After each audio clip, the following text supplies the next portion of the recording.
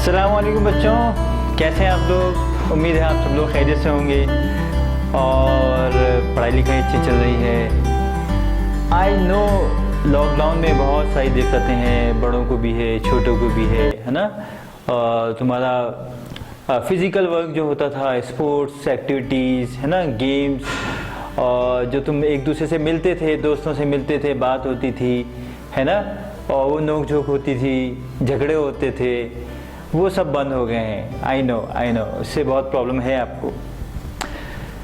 But देखो बेटा, क्या करोगे, कई बार ज़िंदगी में ऐसे हालात आते हैं कि हमें उनके साथ ही चलना पड़ता है। We have to learn about that, है ना, how to live with those conditions, we have to learn those things, right. I mean you don't have much control on that, okay, but you do have control on yourself. तुम्हें अपने ऊपर तो control है ना, तो अपनी habits को, अपने वक्त को ऐसे इस्तेमाल करो कि वो ज़ाया ना हो। लॉकडाउन में बहुत सारे लोगों ने बहुत अच्छा काम भी किया है, अच्छी तरह से वक्त का इस्तेमाल किया है, कुछ लोगों ने तो किताबें लिख डाली हैं, है ना। तो बहरहाल आज इस शॉर्ट वीडियो में मैं जो आपका दूसरा चैप्टर है which is about friction, which we have already covered, हम ऑलरेडी कर चुके हैं उसको, है ना। उसकी कुछ थोड़े डिटेल है, कुछ एप्लीकेशंस हैं जो हमने नहीं की थी, वो हम कर लेंगे, तो आपका ये दूसरा चैप्टर फिनिश हो जाएगा। और देखो, जैसा कि मैंने पहले भी कहा है, मकसद हमारा सिलेबस कवर करना नहीं है, मकसद क्या है, सीखना है। और आपको पता है लर्निंग लेवल्स, है ना, ब्लूम्स टैक्सोनॉमी याद है, ब्लूम्स टैक्सोनॉमी, है ना, क्या है, तो सबसे इससे नीचे लेवल में क्या होता है, रिमेंबर, आप किसी चीज़ को रट लेते हैं, रोट लर्निंग। उसके बाद क्या होता है, अंडरस्टैंड। उसके बाद क्या होता है, अप्लाई, आपने याद किया किसी चीज़ को, समझा, समझने के बाद उसको अप्लाई किया, अप्लाई के बाद क्या करना होता है, एनालाइज, एनालाइज करने के बाद क्या करना होता है, इवेल्युएट, इवेल्युएट के बाद क्या होता है, क्रिएट, राइट।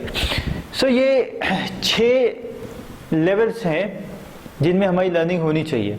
अगर हमारी लर्निंग किसी एक ही लेवल पे हो रही है तो वो भी ठीक नहीं है, हर लेवल पे होनी चाहिए। कुछ याद करने वाली चीज़ें भी हैं, यानी रिमेंबर वाली चीज़ें भी हैं, है ना। तो ऐसा नहीं है कि रिमेंबर नहीं करना, रिमेंबर करना है, लेकिन सिर्फ रिमेंबर पे रुक नहीं जाना है। तो साइंस जब भी हम करेंगे तो साइंस में कुछ चीज़ें तो रिमेंबर भी करना है, कॉन्स्टेंट्स हैं, है ना, जी की वैल्यू है 9.8 मीटर पर सेकेंड स्क्वायर, ठीक है, इसको याद कीजिए। कुछ लॉज हो सकते हैं जिनको आपको याद करना है, लेकिन सिर्फ याद करने से हो जाएगा, क्योंकि आपको उसको समझना भी होगा। फिर उसको अप्लाई करके देखिए, फिर उस पर एनालाइज कीजिए। एनालाइज करने का मतलब उसको सोचिए कि ऐसी फोर्स यहाँ लगेगी तो यहाँ कितना होगा। और आज जैसे हमने बात की प्रेशर की, फोर्स अपॉन एरिया, राइट, कम एरिया है तो वहाँ पर फोर्स का इफेक्ट ज़्यादा होगा, और ज़्यादा एरिया है तो फोर्स का इफेक्ट कम होगा, राइट, फोर्स डिस्ट्रीब्यूट हो जाएगी, वही प्रेशर है, राइट। तो आप जब भी साइंस पढ़ें तो उसको आप मेक श्योर कि आप ये सारे लेवल्स कवर कर रहे हैं। आप लोग हमेशा नोट्स के पीछे भागते थे, which I never encourage, and I don't like you people to become a rote learner. Don't be a rote learner, right, be smart. सोचो ये ऐसा क्यों हो रहा है, आस्क क्वेश्चंस। इस पे एक कॉन्सेप्ट है साइंटिफिक मेथड का, वो मैंने अभी तक आपसे डिस्कस नहीं किया, इंशाल्लाह जल्दी करूंगा, बट आपको अंदाज़ा हो गया होगा कि मैं कैसे पढ़ाना चाहता हूँ उसको। मैं आपको क्या कराता हूँ, पहले एक्सपेरिमेंट्स कराता हूँ, ठीक है, और बताता नहीं हूँ एक्सपेरिमेंट में हम क्या कर रहे हैं, बल्कि मैं क्वेश्चंस आपको दे देता हूँ, राइट। डिस्कशंस हम करते हैं, जब डिस्कशंस करते हैं उसके बाद वहाँ से फिर मैं आपको थ्योरी की तरफ लेके आता हूँ। पहले मैं आपको एक्सपीरियंस दिलाता हूँ। देखो, एक्सपीरियंस लेना बहुत ज़रूरी है। रसगुल्ले खाते हो, है ना, खाते हो रसगुल्ले। जब तक एक्सपीरियंस नहीं करोगे उसको अप्रिशिएट कर पाओगे, समझ पाओगे कि वो कितना अच्छा है कितना बुरा है, नहीं ना, वही बात है। तो फिजिक्स में हम जो भी चीज़ें पढ़ने, पहले उसका एक्सपीरियंस करवाता हूँ मैं तुम्हें। मैं देखो मैच स्टिक्स लाया, उससे तुमने एक्सपेरिमेंट किया, राइट। जब आपने एक्सपेरिमेंट कर लिया उसके बाद आपके अंदर कॉन्फिडेंस आया, अब मैं थ्योरी की तरफ लाऊंगा, अब मैं उसको फिजिक्स की जो बुक्स में जो टर्म्स लिखी हैं उनसे जोड़ूंगा। तो एक्सपीरियंस इज़ वेरी इंपॉर्टेंट, है ना। मैं आपको एक्सपीरियंस दिलाता हूँ। तो बहरहाल अभी अगले 10-15 मिनट में मैं आपसे बात करने वाला हूँ फ्रिक्शन क्यों होता है। उसका एक सरसरी तौर पे I have already given you a glimpse of it, है ना, एक कर्सरी ग्लांस आपने उस पर लिया है। लेकिन इसको थोड़ा डिटेल में समझते हैं कि वो क्यों था। उसके लिए मैं एक एक्सपेरिमेंट आपसे करवाऊंगा, और उसके लिए इस एक्सपेरिमेंट को करने के लिए आपको क्या करना है, इस तरह का, ये जैसे वो बनाते थे ना हम लोग, फैन बनाते थे ना, फैन, राइट, ऐसा बना लो। अभी हम लोग समझने जा रहे हैं कि फ्रिक्शन दो सरफेसेस के बीच में कहाँ से आ जाता है, राइट, उसको समझने की कोशिश करेंगे। ऐसा बना लिया और एक धागा यहाँ पे बांध दिया। पता नहीं दिख रहा है कि नहीं, इसके अंदर माचिस दिख रही है, और ये धागा कैसे दिखाऊं, एक मिनट, दिख रहा धागा है ना, ये धागा है, राइट, बांध लिया और ऐसे कर लिया। Is it clear? बांध लिया आपने इसको इस तरह से, ओके गुड। फिर क्या लेना है आपको, ऐसे एक दूसरा पेपर लेना है और उसको भी तकरीबन इसी तरह से फोल्ड करना है, लेकिन बड़े छोटे करना है। एक साइड थोड़ा बड़ा, फिर एक छोटा, कुछ ऐसे, एक मिनट, राइट, है ना, इस टाइप से,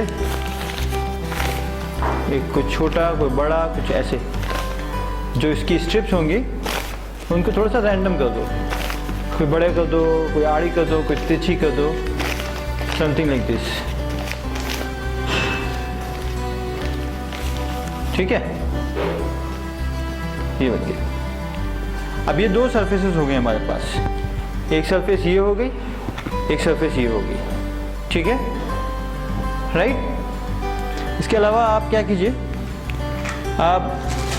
आपके पास और भी कुछ सरफेसेस होंगी, जैसे कि मैंने ये बटर पेपर लिया है, ओके, बटर पेपर समझते हो, ये बटर पेपर जैसी चीज़ है, बटर पेपर ही है, और इसका दूसरा नाम ट्रेसिंग पेपर भी होता है। ये मैंने लिया, और एक और है मेरे पास, ये दूसरे तरह का पेपर है, ये भी मैंने लिया है। अब क्या होगा, आपको पता है कि फ्रिक्शन जो है, जब एक बॉडी दूसरे बॉडी के ऊपर चलती है, खींचती है ना, स्लाइड करने की कोशिश करती है, तब फ्रिक्शन आता है, राइट। तो बच्चों ये देखिए, ये एक सरफेस है, राइट, ओके। एक्चुअल में ये सरफेस जब आप माइक्रोस्कोप से देखेंगे बहुत ही रफ होती है, राइट, वो बिल्कुल प्लेन नहीं होती, स्मूथ नहीं होती, बल्कि बहुत ज़्यादा रफ होती है। उसके अंदर ये ऊपर नीचे चीज़ें होती हैं, इसकी जो सरफेस होती है। तो उस सरफेस को मैं यहाँ पे शो कर रहा हूँ, इस क्रीजेस से मैंने फोल्ड कर दिया जानबूझ के। ये मतलब अगर आप उसको माइक्रोस्कोप से देखेंगे तो आपको उसके अंदर ना मैंने ऐसी लाइंस नजर आएंगी, ऐसी लाइंस नहीं है बल्कि वो बहुत ज़्यादा रफ नजर आएगा। वो एक तो होता है रफ सरफेस, एक होती है स्मूथ सरफेस। तो ये बहुत ज़्यादा रफ आपको नजर आएगा अगर आप माइक्रोस्कोप से देखेंगे।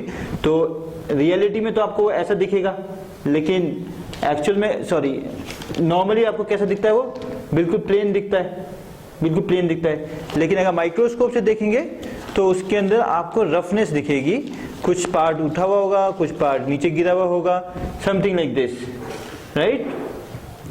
देख रहे हैं? Okay okay, right. सो ये हम अज्यूम कर रहे हैं कि मान लो सरफेस इस तरह की है, इसको इधर रखते हैं। इसी तरह से मेरी वो सरफेस जो स्लाइड करेगी वो ये है। इसमें भी देखिए रफनेस है ना, जो अभी आपको मैंने बताया था आपको बनाना है, राइट। इसमें भी रफनेस है। अब मैं क्या करूँगा, इस रफ सरफेस के ऊपर अपनी स्लाइडिंग सरफेस को चलाऊंगा।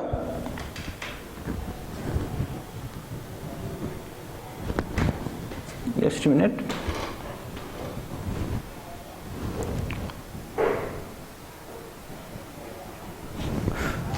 ये है वो स्लाइडिंग सरफेस। ये सरफेस इस सरफेस के ऊपर स्लाइड करेगी। तो आप देखिए क्या होता है।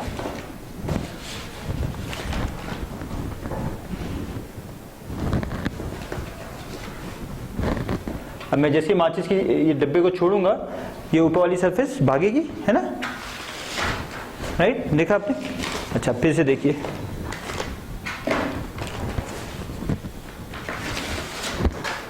जा रही है। अच्छा, अब मैं क्या करता हूँ, इसके जो इसके जो फोल्ड्स हैं इनको थोड़ा सा और प्रोमिनेंट कर देता हूँ, मतलब मैं इसकी रफनेस को बढ़ा देता हूँ।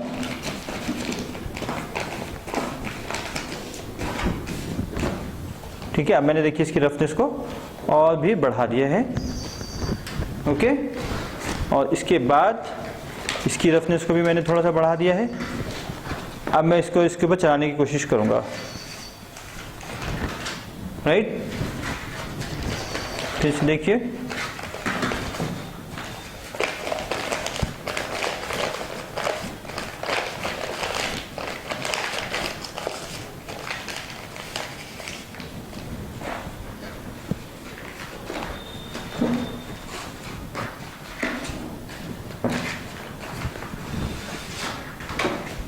ओके,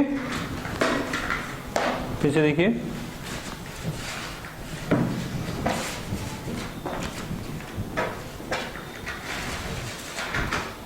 है ना। अच्छा, अब अगर सपोज कीजिए मैंने यहाँ पे रख दिया, इस बार मैं रखा हूँ बटर पेपर, इस बार मैं बटर पेपर पे करूँगा। देखिए बटर पेपर पे कितनी जल्दी करते, राइट। लेकिन इसी को अगर मैं इस रफ सरफेस पे रखता हूँ, मैं रफ सरफेस पे रखता हूँ इसको, है ना, तो देखिए फर्क है ना दोनों में। जब मैं रफ सरफेस पे रखता हूँ तो ये थोड़ा स्लो गिरता है,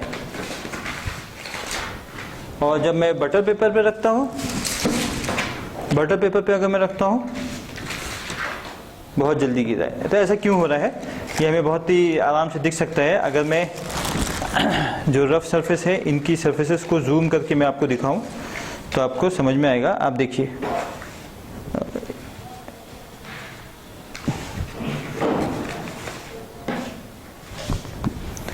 अभी आप इधर देखिएंगे तो आपको समझ में आ जाएगा। ये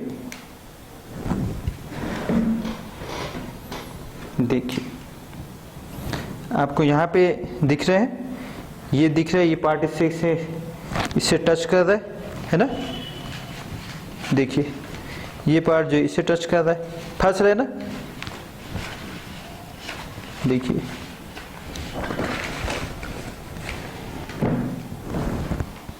है ना,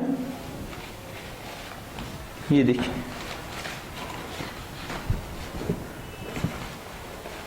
दिख रहा है आपको, ये आपस में एक दूसरे टकराते हैं। तो ये माइक्रोस्कोपिक लेवल पे होता है, माइक्रोस्कोप से दिखता है ये लेवल से ऐसे ये टकरा दें। यही वजह है मेन फ्रिक्शन की।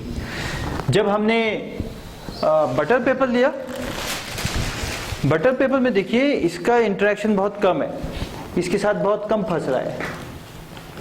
लेकिन ये जो रफ सरफेस है, ये रफ सरफेस बहुत ज्यादा इसे टकरा रही है आपस में, है ना,